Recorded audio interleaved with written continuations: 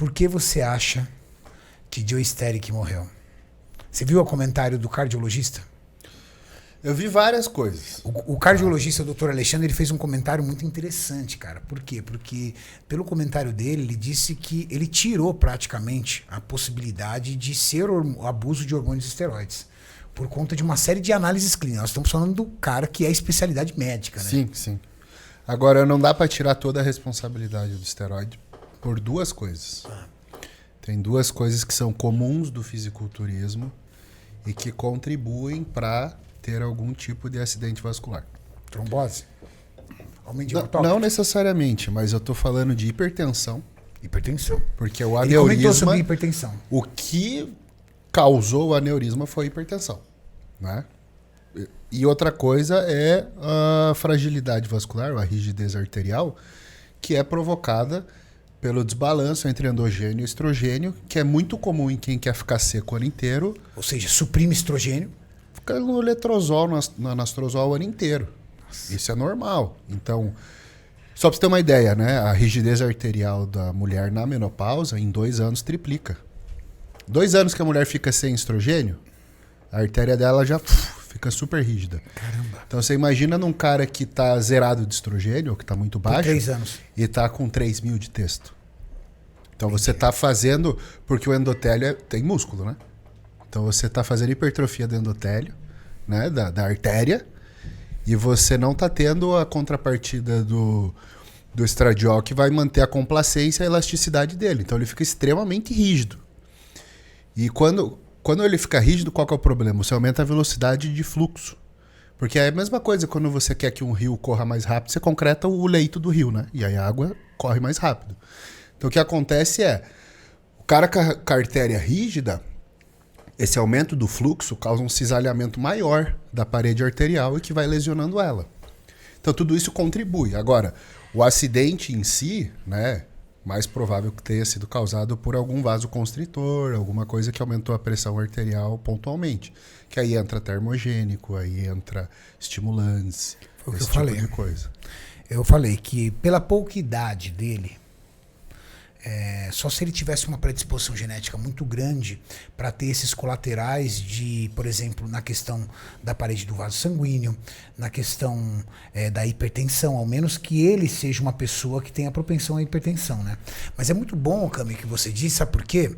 Porque muitos atletas, vamos levar em conta os atletas, eles negligenciam o acompanhamento da questão de analisar como é que está a sua pressão arterial, para saber como é que está a sua parte. E é tão fácil, né, cara? Não, a pressão... Todo usuário de hormônio ele deveria aferir pressão. Porque a pressão arterial você só vai ter sintoma quando ela estiver muito alta. Muito alta. E aí você já está há alguns anos com hipertensão quando começa a dar dor na nuca. Já está faz tempo, né? Então é um negócio que é silencioso no começo. E mesmo que seja pouco alterada, né? Tá 13/9. Mas isso em 10, 20, 30 anos representa uma... Você vai reduzir sua vida, isso é certeza. Né? Qualquer pessoa que não controla a hipertensão fala assim, é normal, o cara usa hormônio ficar com 14. Não é normal. Não é normal. Você tá fazendo uma força a mais aí no teu sistema cardiovascular. E isso lá na frente pode resultar em acidentes vasculares. Então pode ter um aneurisma cerebral, você pode ter AVC, você pode ter infarto, você pode ter muita coisa séria e pode ter uma falência renal por causa de hipertensão.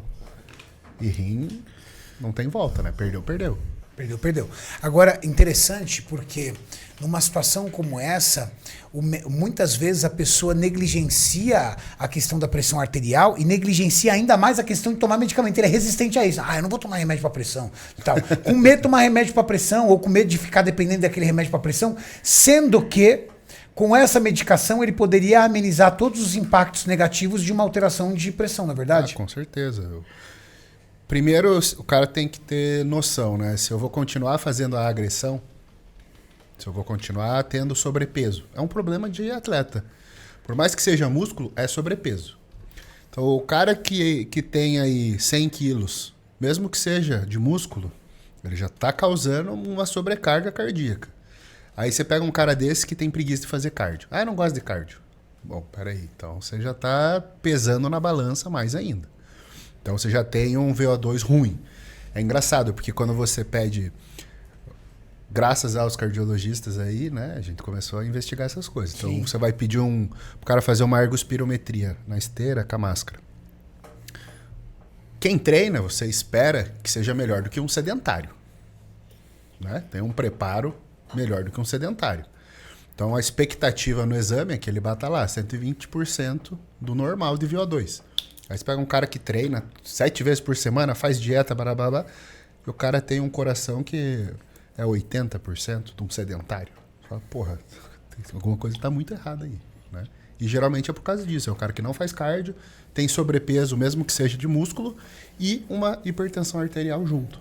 Caramba, Ô Kaminski, ainda falando sobre o aneurisma, tu acha que os esteroides anabolizantes eles têm uma relação com o aneurisma muito mais na formação do aneurisma ou no rompimento do aneurisma? Explica pra galera o que é um aneurisma, pra galera que não sabe o que é. Pra quem não Que sabe, foi, inclusive, quem a causa já deu morte de do Joe frente Static. com o pneu em alguma coisa, fez a bolinha do lado, é aquela bolha do lado. É meio que entre aspas, uma hérniazinha, né? É. Então você tem aqui, você tem a veia aqui, né, a artéria, e do lado você tem um rompimento da parede, começa a extravasar sangue, você faz uma bolha aqui do lado, né? Pode chamar de saco. Essa bolha, ela fica, ela ainda tem uma membrana, mas muito frágil, que a Muito qualquer frágil. momento pode romper. Agora, Tem uma gente que coisa- passa a vida toda com aneurisma, né? Isso, uma coisa importante a gente salientar é o aneurisma que surge, o aneurisma que, digamos assim, a pessoa que nasceu, que tem uma má formação, dificilmente isso rompe. Porque quando o aneurisma ele evolui devagar, o corpo vai se protegendo e vai fazendo ali um recapamento do negócio para não estourar. Do tecido. Então até o Stack fez um post muito bom com texto, passo a passo do desenvolvimento, e o risco de um aneurisma estourar é quando ele surge rápido. Né? E o que faz surgir rápido é pico de hipertensão. Entendi. E geralmente esse é o tipo de coisa que dá para uma pessoa jovem, é cocaína, mano.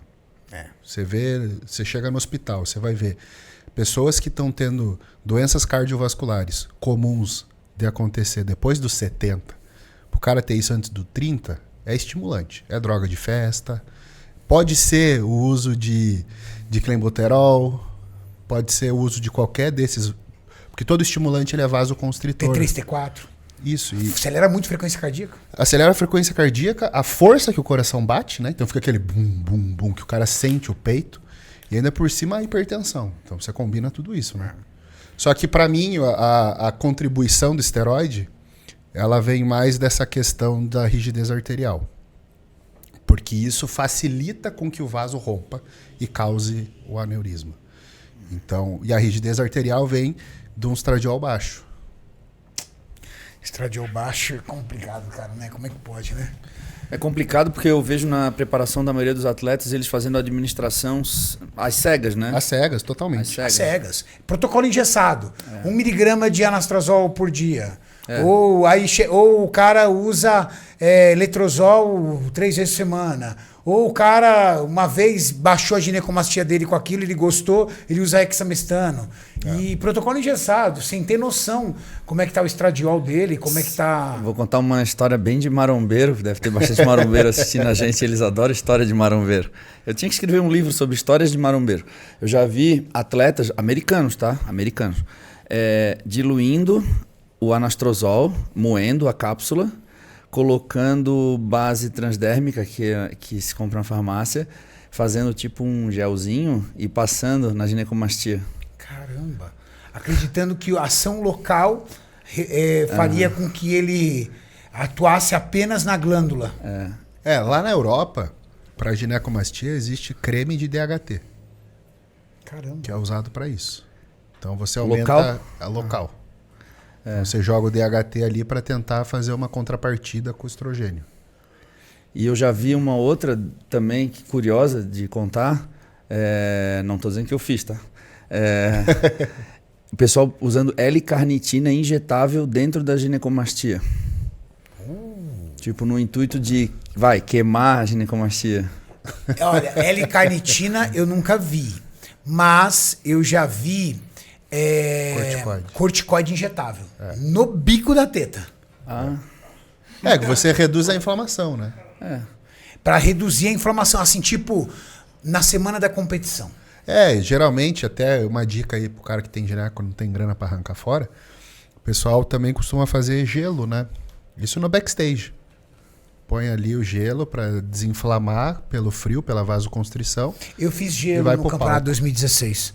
Porque na época eu tinha a glândula, agora eu operei, né? Ela estava inflamada e eu coloquei o gelo para subir. Tanto que eu coloquei o gelo, que depois resolve... tirei, sequei e passei uma tintinha para subir. É o que resolve na hora, né? Na hora. Mas baixa muito pouco, cara. Ou dá uma enrosqueadazinha assim. Baixa muito pouco, sabe por quê? Porque na hora que você começa a aquecer, vem o pump, aquece o local de novo. Muda muito pouco, cara. E na hora que o cara vai pôr a mão na nuca pra fazer, né, o abdômen... É a hora que mostra, né? A hora que o carocinho anda, assim. Pose de abdômen é a pose matadora, cara, pra isso. Tem uma foto bem clássica do Franco Columbo, com uma ginecomastia enorme, cara. Você lembra de pose de abdômen? Ele com a mão na nuca, assim, competindo com o Arnold, uma ginecomastia imensa, assim. Pô, eu não lembro dessa. É uma foto. Ô, Maurição, tenta achar essa foto aí. Tô pesquisando aqui. É uma foto muito. Ele tá no palco com o Arnold? Coloca assim, Franco Columbo. Ginecomastia, tu vai ginecomastia, achar. eu acho que vai aparecer. Ginecomastia.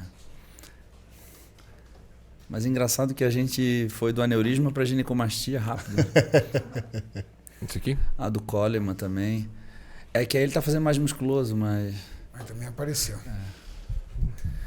Não, é legal porque a gente vê que isso não é uma coisa... Quando a gente fala assim do uso indiscriminado de...